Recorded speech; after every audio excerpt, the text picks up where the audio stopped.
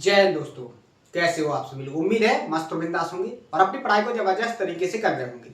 अपना जो लास्ट का सेशन हुआ था ज्योमेट्री में, वो ट्रेपेजियम से रिलेटेड था, जिसमें मैंने आपको कॉन्सेप्ट भी बताया था और उस कॉन्सेप्ट पर मैंने आपको क्वेश्चन भी प्रैक्टिस करवाए थे। उम्मीद है आप सभी लोगों ने जो मैंने लास्ट के सेशन में कॉन्सेप्ट बताया था, इस कॉन्सेप्ट को आपने बहुत अच्छे से नोट किया होगा, इसका रिवीजन किया होगा। साथ ही आपने इस पर जो मैंने आपको क्वेश्चन प्रैक्टिस करवाए थे, उन सभी क्वेश्चनों को आपने बहुत अच्छे से प्रैक्टिस किया होगा।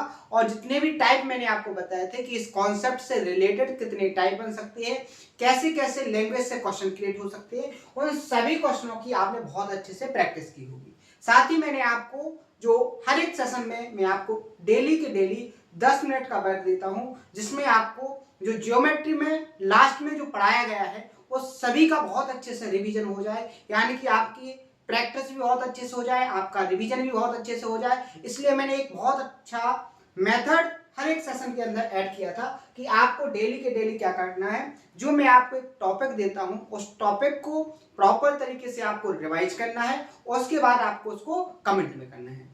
ठीक है, तो ये प्रोसेस अपनी कंटिन्यू चल रही है। उम्मीद है आपको बहुत अच्छे से सेशन पसंद आ रहे होंगे और जो मैं आपको कॉन्सेप्ट समझा रहा हूं, वो सारे के सारे आपके कॉन्सेप्ट बहुत अच्छे से क्लियर भी हो रहे होंगे, क्योंकि आपको जो कॉन्सेप्ट सिखाने की मेरी टेक्निक है, जो अप्रोच है, वो क्या है। सबसे पहले आपको कॉन्सेप्ट का बेसिक बताना, कॉन्सेप्ट से डायग्राम कैसे क्रिएट होगा उसको समझाना, उसके बाद कॉन्सेप्ट कैसे बनते हैं वो सारी की सारी प्रोसेस बताना, फिर आपको कॉन्सेप्ट को प्रूफ के साथ समझाना, और फिर उस पर बहुत सारे टाइप के जो क्वेश्चन लास्ट ईयर के एग्जाम में पूछे गए हैं, उन सभी क्वेश्चनों को बहुत अच्छे से आपको प्रैक्टिस करवाना है। साथ ही आपको क्वेश्चन को देखकर कैसे आपको ऑब्जर्व करना है कि इसके अंदर के कॉन्सेप्ट को आपको कैसे ऑब्जर्व करके क्वेश्चन को सॉल्व करना है। यहां तक अपने क्वेश्चन हो चुके थे और कॉन्सेप्ट भी हो चुके थे। अब मैंने जो आपको ट्रेपेजियम में कॉन्सेप्ट बताए हैं, उन सभी कॉन्सेप्टों को आपको क्या करना है, अब मिसलेनियस फॉर्म में पढ़ना है। यानी कि आपको जो कॉन्सेप्ट सिखाए गए हैं, अब उससे जो मिसलेनियस क्वेश्चन बनते हैं, जो एक मेंस लेवल के क्वेश्चन हो जाते हैं, प्री में भी पूछे जाएंगे, लेकिन प्री में इस लेवल के क्वेश्चन कम पूछे जाते हैं, लेकिन मेंस में आपके मिसलेनियस कॉन्सेप्ट से रिलेटेड 75% क्वेश्चन क्रिएट होते हैं। यानी कि सबसे ज्यादा जो वेटेज होता है वो मिसलेनियस क्वेश्चन का होता है। तो आप प्री निकाल के किसी सिलेक्शन को नहीं ले सकते हो, मेन जो तैयारी होगी वो मेंस से होगी। यानी कि आपको प्री प्लस मेंस दोनों की तैयारी एक साथ करनी है। अब वो तैयारी कैसे होगी, वो शानदार तरीके से मैं आपको कंप्लीट करवा रहा हूं। सबसे पहले मैं कॉन्सेप्ट बताता हूं, तो उस कॉन्सेप्ट से बेसिक क्वेश्चन आपको प्रैक्टिस करवाता हूं। उसके बाद उसी पर जो मिसलेनियस कॉन्सेप्ट बनते हैं, जब बेसिक कंप्लीट हो जाते हैं, तो उसके बाद मिसलेनियस क्वेश्चन जो आपके मेंस लेवल के क्वेश्चन हो जाते हैं। और ये सारे के सारे क्वेश्चन अपने लास्ट ईयर के एग्जाम में पूछे गए हैं। दो चार जब लास्ट में होता है तो आपको वो सारे के सारे टाइप कंप्लीट करवाए जाते हैं। जब सीट का लास्ट होता है तो आपको वो सारे के सारे क्वेश्चन प्रैक्टिस करवाए जाते हैं, जो आगे एग्जाम में पूछे जा सकते हैं, जिनके पूछे जाने की संभावना सबसे ज्यादा होती है। ठीक है, तो उम्मीद है आपको कंटेंट बहुत अच्छे से पसंद आ रहा होगा, आपको बहुत अच्छे से समझ में भी आ रहा होगा, और आप लोग सभी मेहनत से बहुत अच्छे से कंप्लीट भी कर रहे होंगे, क्योंकि केवल आपको समझ में आना और मेरा बहुत अच्छे से समझा देना ही कंप्लीट नहीं है। उसके साथ साथ आपको उस पर बहुत अच्छे से मेहनत करनी होगी, समझने के बाद बहुत अच्छे से प्रैक्टिस करनी होगी, बहुत अच्छे से अपने अंदर जो ऑब्जर्वेशन की टेक्निक है उसको बहुत अच्छे से डेवलप करना होगा। वो कैसे आएगा, वो प्रैक्टिस से आएगा। तो मैंने आपसे कहा है कि आपको पूरी तैयारी में दो चीजों पर बहुत अच्छे से काम करना है, पेशेंस और प्रैक्टिस। आपको पेशेंस भी बहुत अच्छे से रखना है और प्रैक्टिस भी बहुत अच्छे से करनी है। आपका सिलेक्शन कब हो जाएगा ये आपको खुद पता नहीं चलेगा। बहुत कम समय में भी आपका बहुत अच्छे रैंक के साथ सिलेक्शन हो सकता है।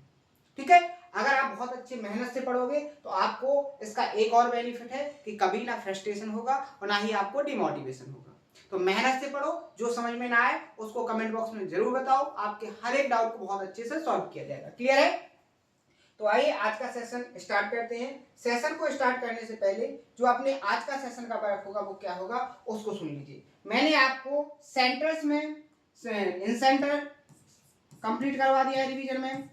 उसके बाद आपका सरकम सेंटर कंप्लीट हो गया, सरकम सेंटर कंप्लीट हो गया। सरकम सेंटर के बाद जो अपना तीसरा सेंटर है ऑर्थो सेंटर, ऑर्थो सेंटर, इसके हर एक कॉन्सेप्ट को नोट करना है, रिवाइज करना है, फिर कमेंट करना है। साथ ही साथ आपको आज दो टॉपिक मिलेंगे, एक तो होगा ऑर्थो सेंटर, एक होगा आपका सेंट्रॉयड। हिंदी में लिखेंगे इसको लंबकेंड, और ये हो जाएगा आपका केंद्र। इनके हर एक कॉन्सेप्ट को क्या करना है, रिवाइज करना है, और रिवाइज करने के बाद आपको क्या करना है, कमेंट करना है। अभी आपको थोड़ी प्रॉब्लम हो रही होगी, सेशन कंटिन्यू नहीं हो पा रहे, उसके पीछे रीजन है, कुछ ऐसी प्रॉब्लम्स होती हैं जिनको देखना बहुत इंपॉर्टेंट हो जाता है।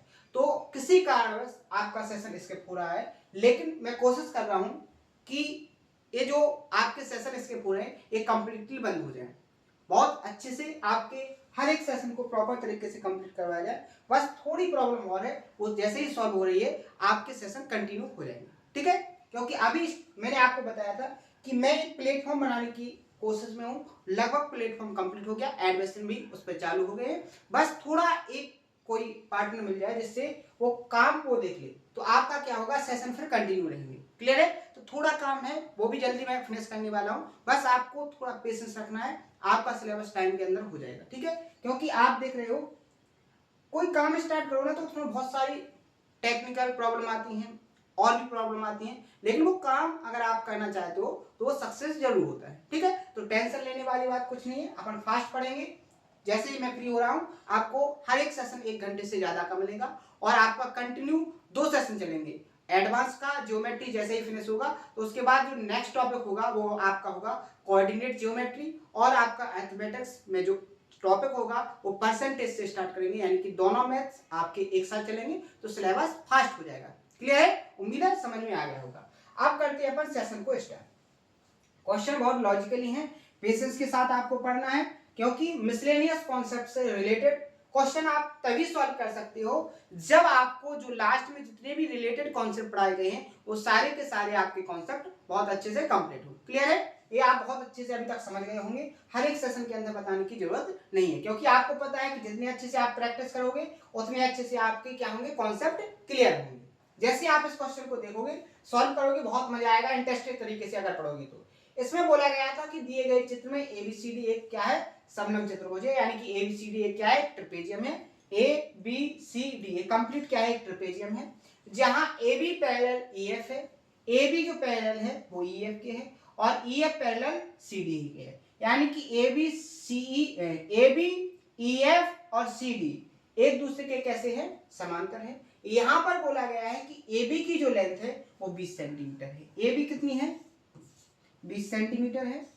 आगे देखो, ए बी आपकी 20 सेंटीमीटर है, और क्या है आपका सी डी आपकी 10 सेंटीमीटर है, सी डी आपकी 10 सेंटीमीटर होगी। और आपको जो area of E F C D इसका एरिया क्या है, 1 ratio A B C D complete trapezium का एरिया कितना है, 4। अगर इसका 1 है तो इसका एरिया क्या बनेगा, 3 यूनिट। कौन से, trapezium A B F E का एरिया क्या हो जाएगा, 3 यूनिट। क्लियर है। आगे आपसे बोला गया है कि आपको ई एफ की लेंथ फाइंड करना है।